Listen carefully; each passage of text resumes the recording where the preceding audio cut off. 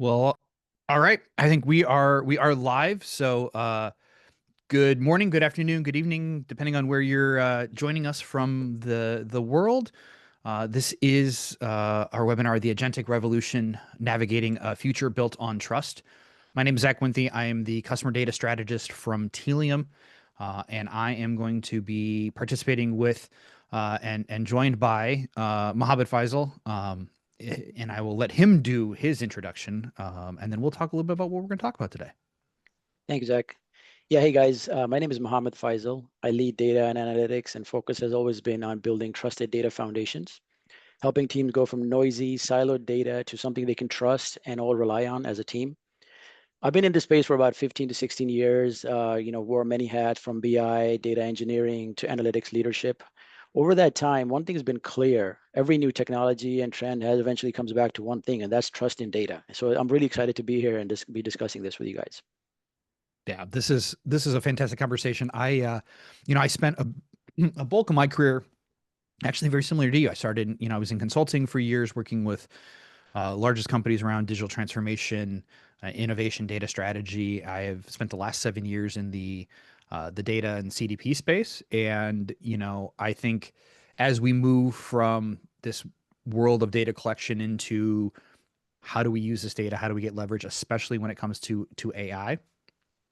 There's a lot of buzz, there's a lot of noise, there's a lot of excitement, but ultimately, I think there's a lot of opportunity still at the foundation, at the basic building blocks of, the intersection of data and AI that will determine success or failure in the future. So that is our topic today. We will go through. I have some questions for Mohammed. I suspect he'll probably have a few for me, and then, but we want to take and hear your questions as well. So don't forget, you can drop questions in the Q&A section in the invite.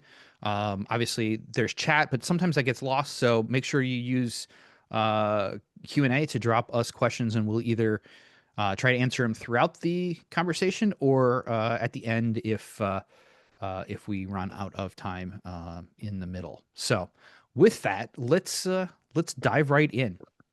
So let's kind of ground, let's like set the stage, if you will. And Mohammed, agentic is the word of the day or the week. It's in everybody's crossword puzzles and news. And every morning, I wake up and I get another alert of something.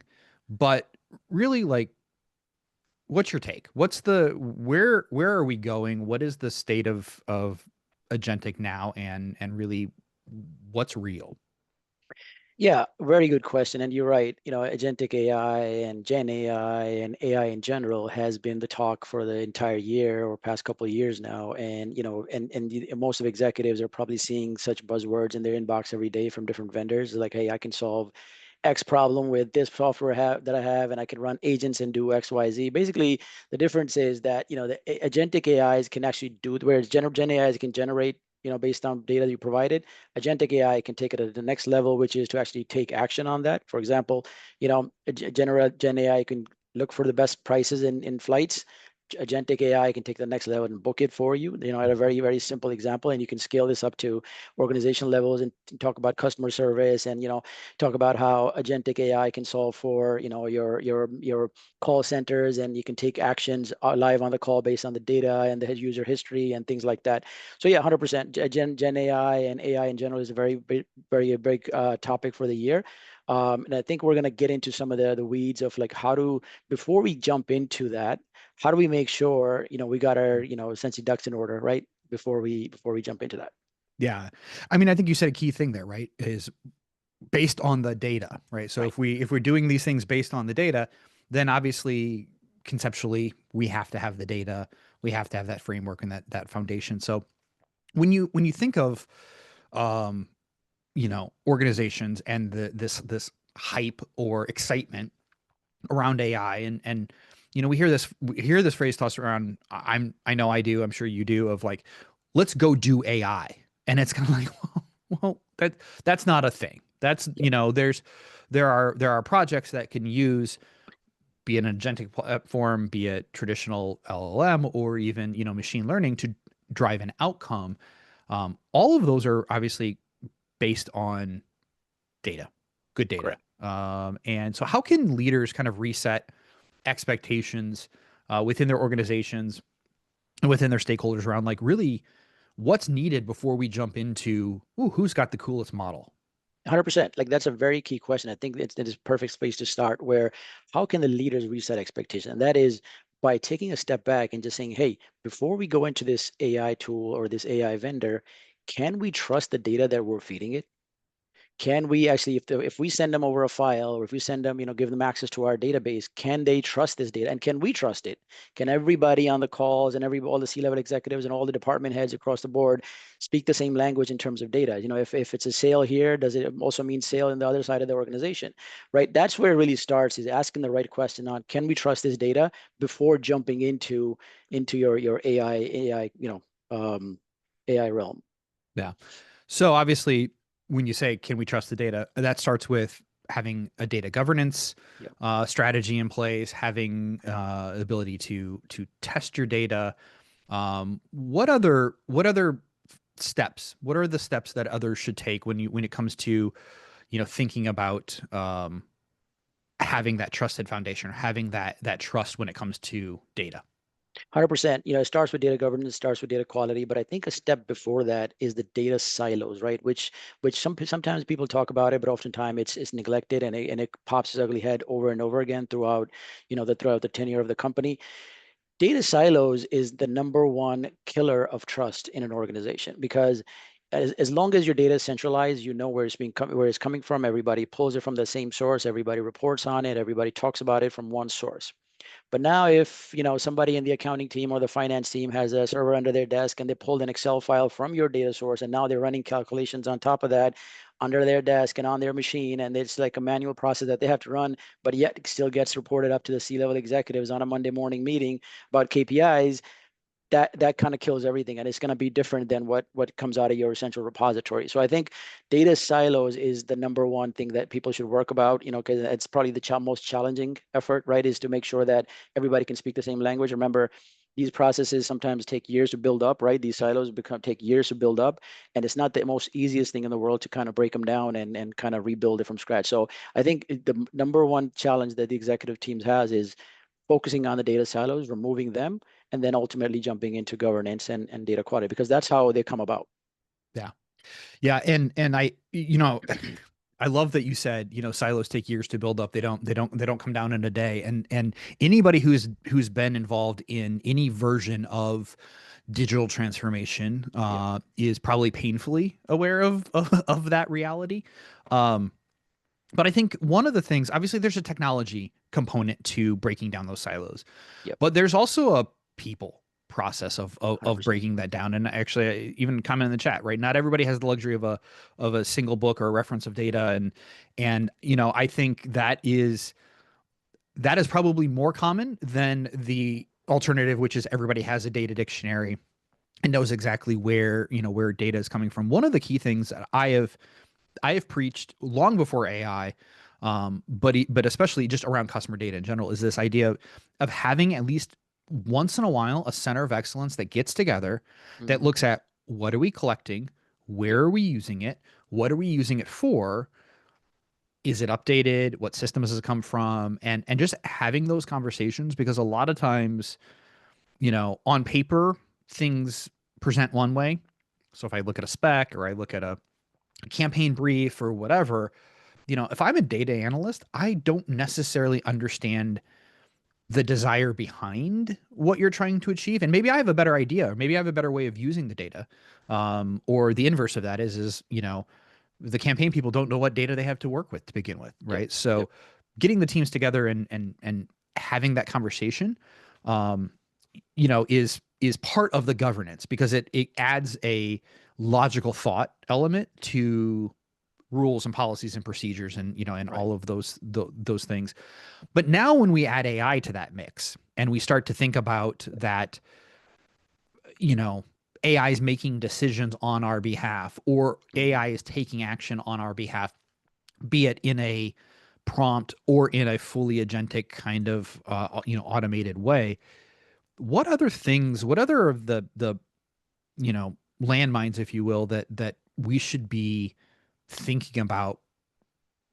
How do we line our teams around those? How do we not get caught in some of those mistakes that maybe AI changes? Yeah, 100%. So Zach, I think you hit it right in the head with the COE, right? The Center of Excellence. I think that's one of the best ways to make sure there's the consistency and alignment across the board amongst all business users. So every department head should essentially set forth a COE representative, right, if you will. Yeah. Obviously, the COE meetings or COE discussions should be run by the data team, the leaders on the data team, but then there should be a counterpart on every department that kind of it serves as an alignment factor, right, where you talk to these individuals, you align on definitions, you align on key KPIs, you align on some of the data findings and some of the data issues and challenges, as well as the plan for how you're going to set up this data going forward, right? Some of those discussions are all part of the BICOE meetings, right? So that's definitely a way, right? And then once you set that up from a BICOE perspective, then comes data governance. You take the findings of your COE, you put it into a data governance manual. There's tons of tools out there that automate it, but at the very least, like if you don't have the luxury of buying tools, you can just drop this in a wiki page, right? If wiki is free, you can just drop it, or Confluence. Everybody has Confluence, right? Where it comes with Atlassian's Jira product. So you can drop it in Confluence is for all I care. But the essential repository of definitions that says, here's what a sales means, the term sale means across the industry, and everybody from, all the COE members should align to that.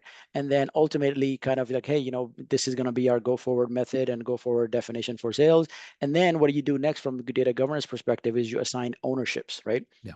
All your sales KPIs are owned by sales. Like they're in charge of defining those metrics. Obviously, the data team will go ahead and implement and do the technical bits of it, but the definition and the ownership falls on the sales team. So if there's ever a process change that's going to affect a KPI, the sales team needs to know about that. They need to Yeah. approve it. There needs to be impact analysis done before they can actually go ahead and make that change, right?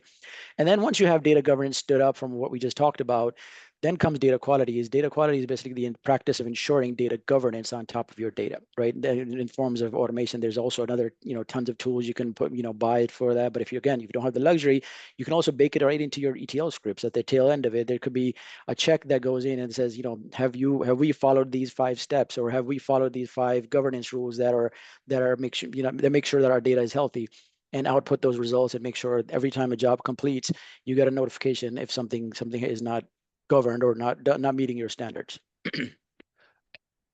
Okay, so I'm going to challenge you a little bit because that sounds fantastic, and I totally agree with you. But then sales is going to say, "But we're busy and we can't manage that, and we don't have the resources to keep track of that." So how do you get that buy-in? How do you get those teams excited about Yeah, something that seems administrative? it's the driver, or the driver of these discussions is your data team, right? So there's no literally the sales team. All they have to show up at a meeting and you brain like, hey, what do you guys measure sale as? What is a complete sale versus a canceled sale versus, whatever, a pending sale as an example. They'll say it. They'll say out a bunch of words. You take them down and you put it into a catalog, and now then you assign an owner to it, and then you send them back and just, hey, do you recognize this definition, or do you agree with this definition, and do I have your approval? If yes, now I'm going to keep it in my repository. Again, the data team's doing all the work here, right? Just to make sure, a little bit of selfishness from a data perspective, that you want to make sure you get the definitions right. So data team's doing the work. The other side is just basically providing guidance and input, right? So that I would say, the time factor, yes, everything has to be prioritized, and you have to prioritize this. This should be like, if you're enthusiastic about AI and agentic AI, you have to prioritize. Like these are things you have to prioritize. Otherwise you're gonna fail. Like let's Yeah. just be, be blunt and clear about that. Otherwise, unless you have all this implemented, the data governance, the data quality aspect implemented, you will fail in your AI journey. So I think as an organization, it needs to be prioritized higher above. Right. And then from a, actual day-to-day perspective, it's kept by the BI or the data team, and it's less on the sales perspective than more on the data side. Yeah. No, that makes sense. And then obviously once you have that foundation, that's what you build from, right? Yeah. Let's be cliche and say it's like building a house, right? You Yep. start with the basement and the foundation first, because otherwise, you're building on uneven ground. But I think one of the you talked about excitement in there, and I think there's a huge opportunity right now, especially with AI, where oh, we don't have resources. We don't. There is somebody in every department within your enterprise who is excited about AI, who 100%. is passionate about it, who's reading about it in their own time, Hmm. or is trying with it. And what a great opportunity to lift them up, get them involved, take, a lot of times that might be a more junior, individual who's got some more capacity, or can take on a skunk works type project and go, evaluate. And that's a great way to embed them in the organization and get new thinking. So it doesn't always have to be all the senior leaders on the team being the one who Yep. are leading this. And in fact, I find more often than not, especially in AI, they're not the right ones for that, Yep. because they can work on the data foundation, they can or on the data governance, and the bigger kind of strategic connect the dots kind of conversation. But I think when it comes to a lot of the innovation and the ideas, you have a lot of those answers inside your organization. And as a leader, what a great opportunity to find those people, raise them up, and bring them into a new project or a new initiative.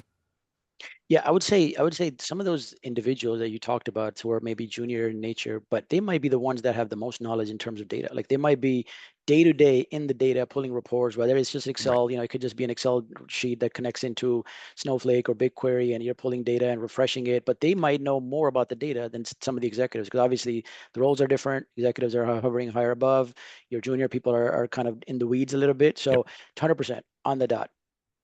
Yeah, you're 100%. I talk a lot about data visibility, and the idea is that the people who are in it day to day are looking at data at a very granular level. They Yep, know the fields. They know how complete that field is. As you that's go right. up in an organization, you look at more aggregated and aggregated and aggregated, and so you have a view very broadly at a senior level, but you don't know that really we only have 20% coverage in that field, and that's not going to be good when we want to use it for AI, Yep, because the report isn't telling you that. yep, So okay, so we've got a foundation. We've got this idea. We've got a center of excellence. We're bringing data together. Um, where do we start? Where do we have all these ideas, we have initiatives, we probably have some mandates. What are the ways that we can move forward to pilot or to testing, and be confident that that's the right choice? right. So one of the litmus tests you can do is on a Monday morning KPI meeting from an executive standpoint. If we're all looking at a report, right, and we see all the metrics on a report and we go, yeah, these numbers look good. Let's see how we can improve these metrics from a business operations standpoint, right? If you're past the discussions of data and you're now talking about operations, you're kind of like you're ready, like you're Yeah. you're AI ready. But if the conversation pauses at, hey, what is, again, back to the sales analogy, right? I don't mean to pick on sales, but that's just the analogy that comes to mind. Like back to this, like if we are challenging numbers across departments every Monday morning or twice a week, then we're not AI ready. Like there's work that needs to be done. There's plumbing work. Yeah. There's silos that we need to eliminate. Data governance. There's a bunch of work that we need to do before we jump into AI. So I would say that's a good test to kind of get everything started. Is are you past these discussions about data mismatches and inconsistencies in your data, and now you're just ready to just run with AI? Great, go for it. But if you're not, Yeah. there's work. Yeah. If you're in that meeting and you hear, well, that's the number, but it doesn't tell the whole story, Right. then we need to like back up and figure out what numbers we need. Absolutely. 100%. Yep. So okay, so our data's AI ready. We're gonna wave this magic wand. We're AI ready, and we are picking and choosing pilot Yep. opportunities. Yep. What do we pick first? What's your Well, I mean, suggestion?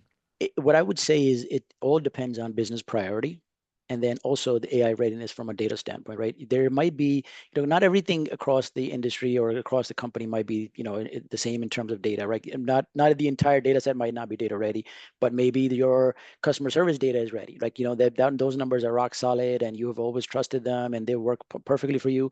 Maybe that data set is AI ready, and that's where you start exploring your Yep. AI pilots. And, obviously start small, right? You have a lot of work to do, but just like anything else, you start small, you start cleaning up the smallest data you can find, the most urgent one, and then you take your learnings from there and then you move on to the next item, right? So it's, Yeah. again, start small, and then just look for data sets which are consistently performing good. Those will be the ones that you start with. Yeah. And Joanna's been dropping like knowledge in the chat this whole time. But there was a question there of like, and a statement, and both are very good. But people think ChatGPT is new. It's really not. AI is not new. We've had machine learning for quite a while. Yep. I've built weird, models myself as a marketer, to do clustering for a long time, and it's not. You're right. It's not a new thing, but LLMs and generative AI have changed how we interact, right? We're not anymore doing training on, uh, a regression test on a set of data, and using it to predict the future. We can start to fill in a lot of gaps. We have just a much broader base to work from. But so how do the question is where do we go now, or at least change the discussion to agentic AI? And I've got a take, but then I'm curious, Mohammed, what yours is. But I think one of the things in on the data side, we talk about data minimization a lot, right? Put the data only where it needs to be to do what it needs to do, and so that you can keep your data centralized. But there are times when your edge systems, or your different tools need a certain amount of information. Obviously, I might have my customer data in a CDP or in a customer data warehouse, but to send email, I have to have a certain amount of information to trigger that email and to pass through last purchase information if I want to personalize it, whatever. Um, I think of AI in a lot of the same ways when you think of like minimization. What is the minimal amount of AI Mhm. you can do, whether that is just a simple machine learning model that Yep. solves that outcome? What are you trying to do, and what are the barriers that are keeping you from achieving that? And then I think that defines a lot of whether it is I need a simple model. I need to add an LLM in here to provide context to generate text or I need a truly agentic either workflow where steps are happening and then an LLM, is adding in context to that where it's not making its own decisions, but it's following, flow, all the way to you've got a decisioning agent that's making, decisions on your organization's behalf and operating autonomously. And I think the answer is, what do you want to do? What do you, Yep. before we try to change where to go, it's like, what do we want to solve for? And Right. then pick the level that you need to be at to do that. Thoughts? No, I agree with you 100%. It's like, before you jump into agentic AI, Gen AI, or AI in general, why do you need AI? Why do you need AI? Why do you need Gen AI? Why do you need agentic AI? What business problem are you trying to solve for? Like, what is the need for it, right? Why do you need to go that route? If a process is running fine and you just need to, cut costs, okay, fine, I get it. But back to priorities, right? Like, why are you trying to do X? And then that's where everything starts. And once you can answer that question, then as we just talked about, like, you follow the next steps of, trying to start minimal, start small, and learn and fail, and then come back and do it again, right? That's the flow. Yeah. So what are the opportunities? So okay, we want to talk agentic. We've talked foundation. I think everybody's probably, I don't think anybody's agreeing, but let's think now about um, opportunities to use agentic, whether it be a workflow or kind of a fully agentic, system. How do you determine what those should be? What are your first agentic, you know, projects you think that an organization should Yeah. evaluate? Yeah, I mean, I think customer service and customer experience in general is a big one where everybody can start from, right? You generally have a team of people that are answering calls. Some of these calls turned, pretty much repetitive in nature. Is like, hey, do you need help with billing? And this is your balance, and do you need to make a payment? Press this, like, So there's a lot of repetition going on in the customer service and customer experience world. So that's where I would, kind of naturally start with, like, and generally those, if you have workflows that you own, and you have people that you own, those can be very expensive in nature. And that's where essentially I would, I would love to hear from the chat where everybody else is starting from, but I would think that's the natural place where everybody starts, is just how do we cut down on this cost and see if we can eliminate some of this repetitive work. Chatbots Yeah. are a big thing, right? If you're into if you're part of an organization that's running customer support or customer, you have a whole department focused on customer experience and customer support. Chatbot is always a discussion topic of discussion. Automated answering of calls is always a topic of discussion. And there's companies and vendors that are popping up that are kind of help solve some of these agentic platforms that you don't have to kind of build it in-house. You can just purchase their Yeah. tool, feed it data, as we talked about, having the cleansed data or the gold data version of it, feed it into that model or feed it into that agentic platform, and they'll essentially, kind of integrate well with your system. But I think that's really the natural place where everybody looks to start. But I would love to hear from a chat perspective where everybody else is starting from. Yeah, and while maybe some people are typing those in, and don't forget, I know there's a couple questions coming through chat. Also use the Q&A. That way I don't lose it as we go. I've got a couple teed up that I'm getting to here already. But one of the comments in the chat was, how do you talk about quality of unstructured data, and how do you make sure how do you get to that? And Errol, I saw your question. I am getting to it. I promise. So I that one came in the Q&A.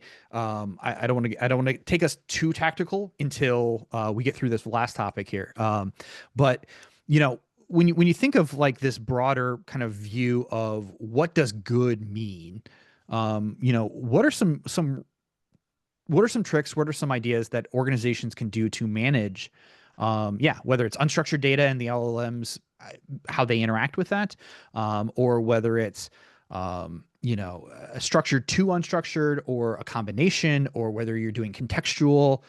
What are some of the ways to kind of define those quality gates or feedback mechanisms throughout your data lifecycle? Yeah. Again, it is all about use cases, right? Like, there might be call recordings or call transcripts that are kind of unstructured in nature because it's just a raw conversation. You've stored it in a file.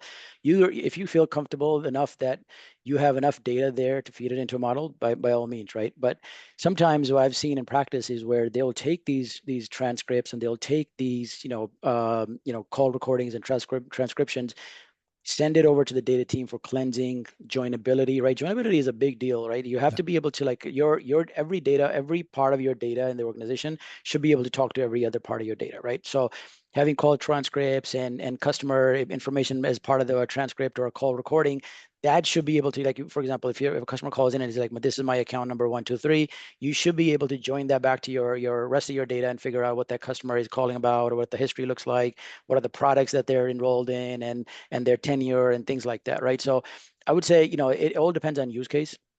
If you feel like your call recordings are enough and the use case requires raw level data, right, raw unstructured data, by all means, go for it. But if you need to be able to make better decisions, I would say, kind of have that cleansed a little bit. uh, Again, structure it a little bit better so it's joinable to rest of your data. So you can, obviously you need to be able to join customer data to the rest of the data to be able to make better decisions about the customer, or recommend some things to back to the customer. So I would recommend always kind of having that as another project, Yeah. right? Yeah, and I think let me give you a practical example, and I'm going to answer Errol's question in the same. He asked, can an AI agent work on data in place, and another AI agent seek data on the internet or external sources of information? So we have a concept that we're developing this. Absolutely, that is 100% not only doable, it's a good practice, because when you think of agents, or you think of a task, breaking things down into discrete, repeatable patterns are the best way to get high quality output from your agent. And then you end up with this concept of there's different ways, but like, a mixture of experts, right? I have an expert who does this, an expert who does this, an expert who does this, and then I have an orchestrator who ties them all together, or takes the output from each of those. And when you think of unstructured data, for example, call recording, I could have one massive system prompt that goes through and says, read this, do this, and here's 10 things you need to do. The problem is that's a lot of context, and you're going to feed a lot of context into that, from the call recording itself. AIs can get lost along the way. The Yeah. middle gets kind of messy. They know the beginning really well, and they end really well. But the longer the context window, the messier the middle tends to be. So, in call recording, for example, we use it at internally at Telium, we have a system where, when our sales team's out, they're doing calls. It gets recorded. We've already got that attached to our CRM, and so we know what the accounts are, and we know who the people are. Great, but now we've layered kind of conversational intelligence on top of that, where we have a series of tasks that fire. One of them, obviously there's some basic summarization, and it does some, it looks for products that were mentioned, competitors that were mentioned, but then it also looks at things like, what is the sentiment of this call? Was it a positive, net, neutral, 100%. or Hmm. negative? And by breaking those up into just, kind of like discrete things, you can teach that agent what is, where they're looking, what their output is, and what good looks like, right? And Yep. and you do that with, you give them a few prompts of, it's called few shot prompting, where Yep. you show them good, right? Yep. And then there's one last kind of agent that runs, that takes all of those different pieces and summarizes it together, and kind of pulls it, through the system, if you will. And so, I think that the trick is, within any of those, is being able to identify what good looks like. And so, Yep. in that example, if you're going out to external sources of information, or the web as part of this, you have to either be very defined on what kind of information you get back, maybe what sources it's allowed to look at. So you Hmm. limit the sources that you're pulling information from, so that it's not one guy on Reddit who said this, and then you're taking that as fact. But really, for example, if you need census data, you look at sources, not a summary of the source. Yeah. And kind of balancing that. And then I think one of the things that I've seen, and Mohammed, I'm curious now your take on this, is people have started to add into this idea of, hey, we've got agents that are doing things, but we also need an agent that's a QA check, that's Yeah. all that their job is to go say, fact check this. Is this right? Is there hallucination? Do I see error? And Yep. make that part of the workflow, so that, yeah, it takes an extra step. There's a little more compute involved in that, but having that one last, like, let the agents argue with the agents kind of situation, I find is actually very, very, it improves the output significantly. Just because then there is that, like, there was a summarization, and then I can review the summarization to see if it still holds true. Yeah, I mean, I think what you just talked about, you can easily just take this back to what we talked about earlier in the call, which is the governance and the quality aspect of it. And now just in the agentic format, right? You talked about making sure which sources are we touching, and what is your agent actually looking at? Is it going out to the internet, but what is it looking at, right? Yeah. It could just be looking at complete rubbish, like you said, Reddit comments. They can get out of hand, right? Like so if at an organization level, I would recommend, maybe tapping into resources that are much more trustworthy, because there are organizations out there that will take same data that's available for free, but they'll clean it up and make it a little bit more, reasonable, and make it make sense, right? And maybe work with those entities rather than just raw data. But unless you have the manpower and you're able to, work with clean, messy data, sure, go for it. But Yeah. I would recommend going that route. But again, that's the governance aspect. Where is the data coming from? And then having an agent, check-in agent, that's the quality aspect of it, to make sure that the data that just got outputted, is it actually accurate before it goes into the hands of the customer? Because once you lose the trust, it's really hard to get back, right? So yes, it's compute power. Yes, it's more steps, but it's important. It's absolutely needed. Yeah. No, absolutely. And I think three or four questions now, like, how do you ensure the integrity of the data? How do you know that the data on the internet is good? And again, you might not. And so the question becomes, like you said, can I source that from a trusted source? Yes. Or what gap are you trying to fill in, Hmm. to solve for? And how mission critical is that? For example, if I've got data coming in that is super important, but I have to source it from the web, then you may need a human interaction step, right? So where you have a workflow that runs, and then it goes into an inbox, and you have to spot check it before the rest of it continues, Yep. potentially. Yep. And that is potentially one way to do that. Again, another way is, a simple prompt. For example, if I get an output And Claude, for example, is amazing at running like 600 sources. And it does a pretty good job of checking source against source when it does that. But you get that output, and then you say, can you validate every one of these sources or every one of these facts or statements or whatever you pulled back from more than one location, and let it Yeah, run a secondary? And if it's like if you can't, exclude it or yeah, eliminate it. And so then you're triangulating, like directionally, is this correct, right? Are we seeing growth yeah, in this region? Are we whatever that is? And so I think yeah, um that's a big key here. And but it's interesting. So I'm just reading the chats as I'm going here, but companies are still struggling with fully implementing AI. Like, how do we take them to agentic? I, maybe this is the pessimist in me. Why take them to agentic? I think agentic is important. I think it is valuable. But like everything else, I don't have my children driving cars for a reason because they're not ready for it. correct. But they can ride their bikes. And so I think there is a right time and place for all solutions before you jump fully into the agentic world. You're right. Getting what is the use case, and what do we want to achieve, and what is the outcome that we're trying to fix, and then triangulate on the level that you need to operate at. So Yeah, 100%, Zach. I mean, you think you hit it on the head is like, why? The question is always like, why do you need to do this? Like, do you need to just do it because it's fun and it's the buzzword? Then you're doing it for the wrong reasons. But if you actually need it because of, whatever reason, whatever business priority you have, identify the why and then actually go solve for it. But I'll give you an example of like, not doing the right thing and just going after AI and agentic AI, right? So if I'm in the world of trying to purchase a mattress right now. So you're looking at like buying if we were to buy a Tempur-Pedic, which is like $4,000, right? The higher end is like $4,000, $5,000, but you set that on a bed frame which is ready to collapse. What do you think is going to happen? yeah, It's going to collapse, right? Like, so it's the same deal with agentic AI on AI. Is like you can purchase these high end tools and you can purchase work with all these LLMs and all that other stuff, but as long as your foundation is not where it needs to be, it will crumble. So again, back to the why. Like, why are you trying to do something, and have you actually implemented the workflow that is required to be able to do agentic AI and AI?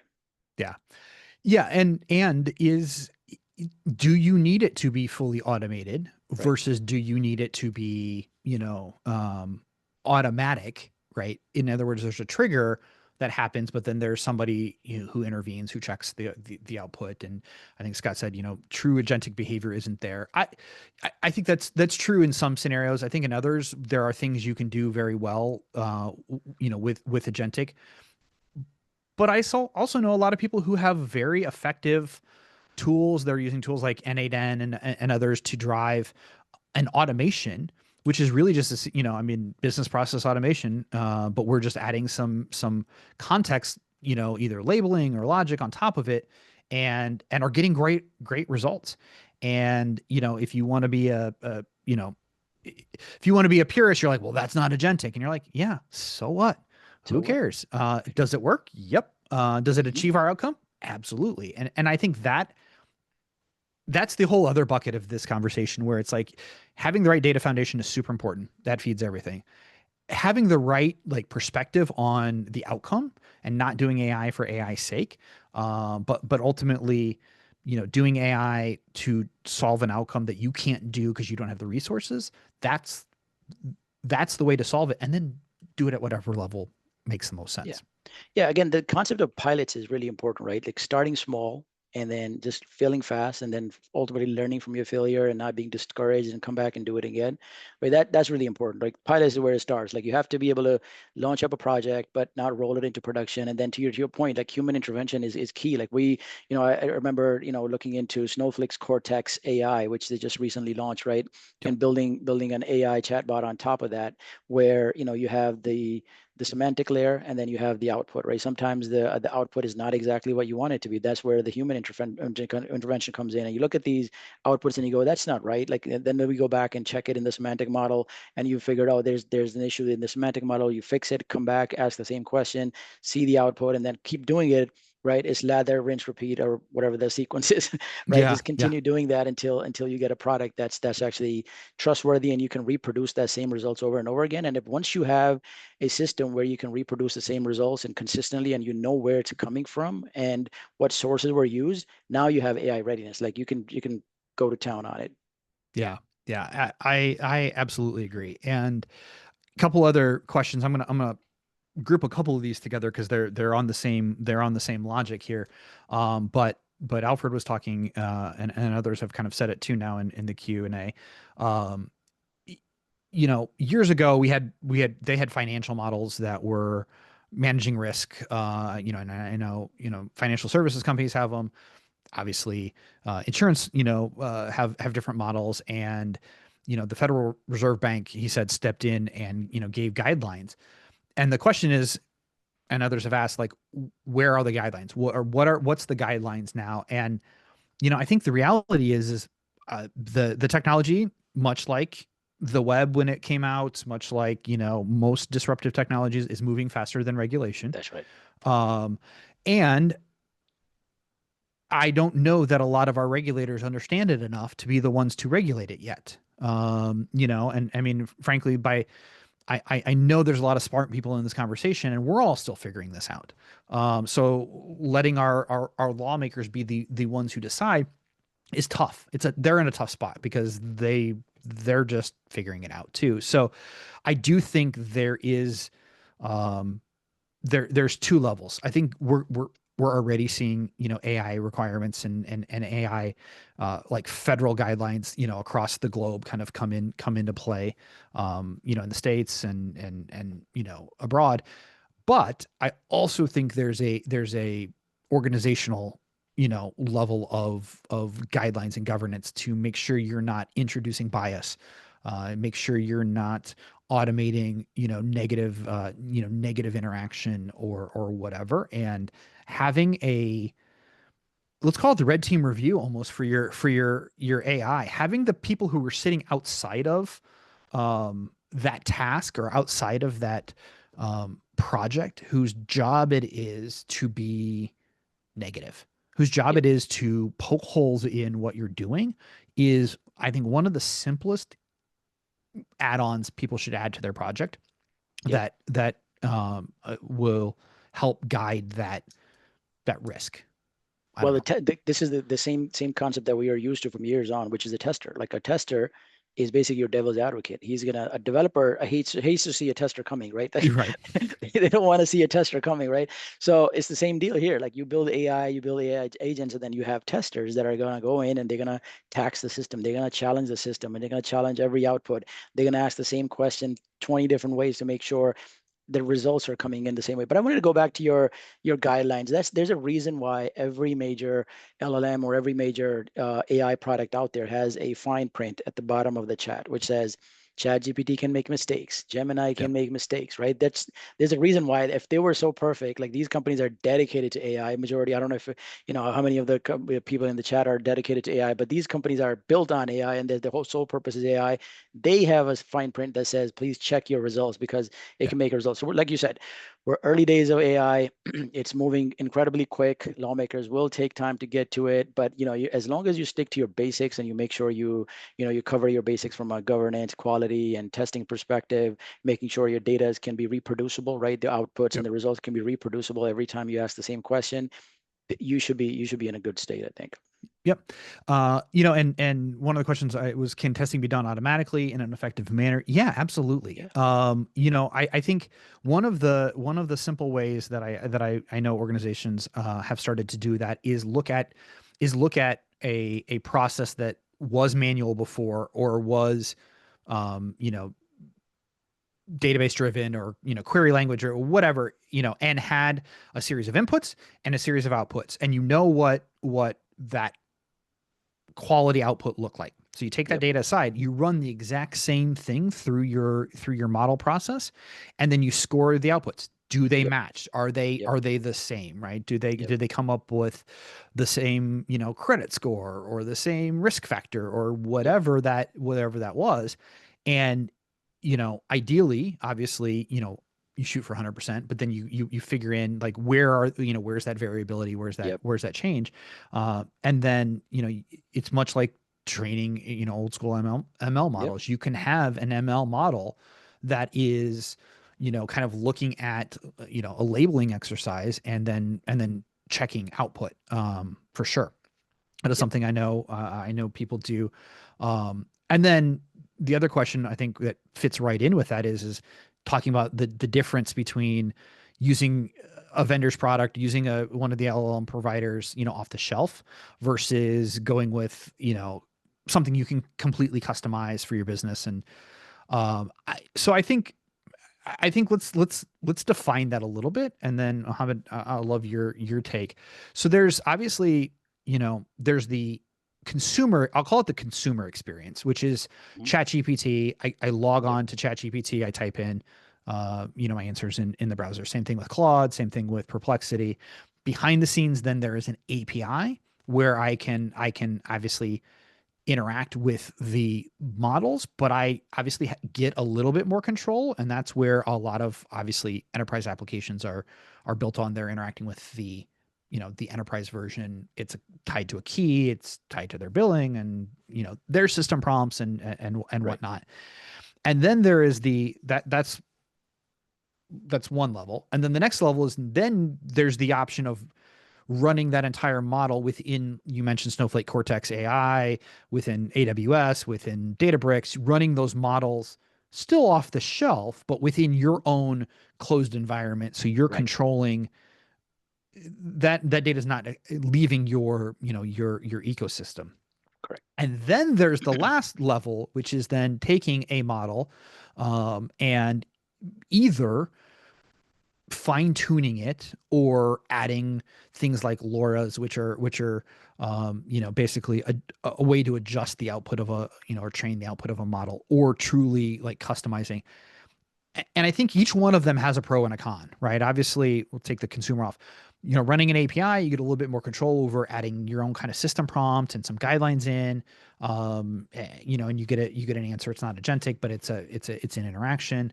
Doing it in your own environment, super important. You get some data, and then fully going to like training your own takes a lot of data, complexity, resources, and knowledge. And do you get the outcome that, do you get a lift? Do you get a better? And I think that really, really depends on the situation. I don't know. What's your take?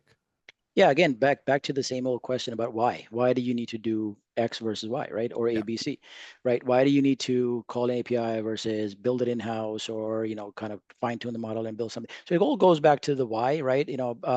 So I mean, I would say, utilizing things like Cortex AI is wonderful, because then there's governance and there is control from a Snowflake perspective. You don't have to own that risk. Snowflake's already done that for Yeah. you, right? They're just kind of already baked it into the product. All you have to do is make sure your model, or your, rather, not your model, but your more like your semantic layer is in a proper order. Your YAML file is set up nicely, and it's on top of your gold data already. So there's controls there. There's control from Snowflake perspective, and now you're getting an output which is based on your data, but there's controls around it. You don't have to worry about it kind of going off the rails and sharing data everywhere else. So, that's what I would recommend, is going back to the why. Like, why do you need to do X? And then based on that, your answer will flow, I think.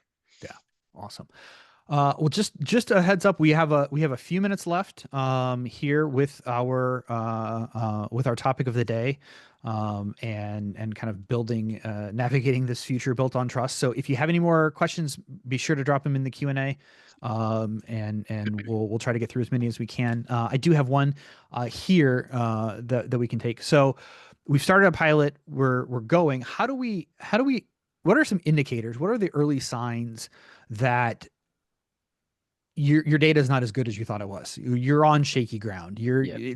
That foundation isn't as strong as you believed it to be. Yeah. I would say the number one cue that you're not on the right track is reproducibility, right? Like I said, before, if you ask the model, or if you ask your agentic AI 5 questions, and it's the same question but worded a little bit differently, and you get 5 different answers, it's not ready. Like, you got Yeah, to fine tune it. You got to go back to the semantic layer, find out what's causing it. Obviously, you got to be able to reproduce things, right? So if a customer generates a certain churn score every time, then you know it's great. It's ready, like it's ready to be productionalized, right? So the reproducibility is a big deal, and that's how you should look at your models to say, is your output reproducible, and it's always you know where it's coming from, and you can trace it from end to end. Then it's great. Then it's ready. Yeah.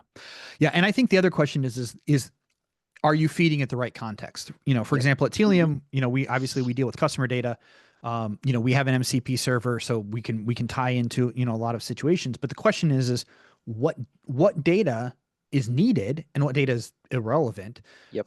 Because I think one of the things that I found, and I think others have, regardless whether it's coming from our system or not, is sometimes extra information distracts the AI, right? So Yep. there's this idea of, hey, we want to have good information, but Yep. also too much can sometimes throw off the output because you Yep. are adding a variability that you didn't understand.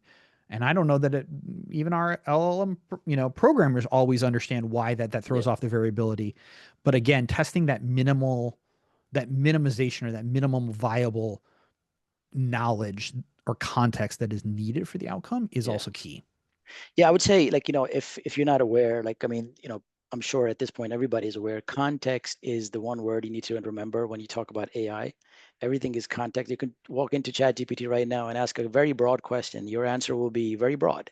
Yeah. But if you take your time and you sit there and if you look at some of these production prompts, they're hundreds of lines long, and they're telling the AI, hey, this is what Yep. I need you to act like this. This is what I'm trying to do. These are the parameters that I have in place. These are my requirements. Boils down to the proper requirements, right? So context Yep. equals requirements, right? So having the proper context will yield better results. So the word of the day, if you had to pick from an AI perspective, would be context. What kind of context would you give it?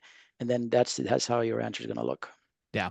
And I think one of the questions that so we'll tackle because it fits right in here perfectly. So for a knowledge base for your AI chatbot, what information, like what type exactly, do you need to have to ensure you cover all the info that customers will potentially ask? Um, so I can give some perspective on this. We actually have a chatbot. We have an AI chatbot on our website that we use, and the process going through that was, we did a series of things. We put our knowledge base. So this is all of our product documentation and kind of those resources.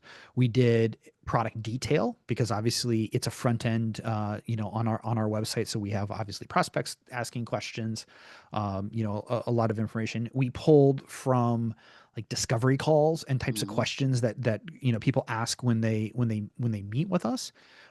We had other chat experiences that were less automated and obviously maybe managed by a person in the past, or so we pulled those logs as well because we had a history of the things that people were, and you put all of those things together, so you have question and answer pairs, which is super Hmm. important. So not only do you have answers, you show those chatbots this question should get this kind of answer, and Right. this is good, and do this again, and do this again, and do this again, and then you add the layer of like, hey, if they say this, like here's your guardrails, like don't answer this, don't talk about this, you don't have opinion, you're not trained on this, it's okay to tell them, and our CEO put it to, we were in Australia at our conference, and he talked to our chatbot on stage, and he asked her for a restaurant recommendation. And she's like, that's not my jam. Like, I don't do that. And so there's guardrails. So it's like good information output and then bad. Um, but yeah, I think it comes down to doing all that, and then we track all of them. So Yep. we have the log of everybody who Yep. chats, and we review it, and we look for things where she's like, I don't know the answer to that question, and we go through and say, should she have answered? Should she have been able to answer that? If she should and didn't, what information is missing, and then we make sure we update that Yeah. information. And so there isn't a do it once and be done. I think it does grow and learn over It's time. evolving system, right? But then where those get smart is they also should your chatbot should also have a memory of now it's gotten questions and it has answers, and it can reference those, Hmm. so that it can go back and use that, because that becomes context as well, and it Yeah. gets Yeah. smarter and more refined over time. Yeah.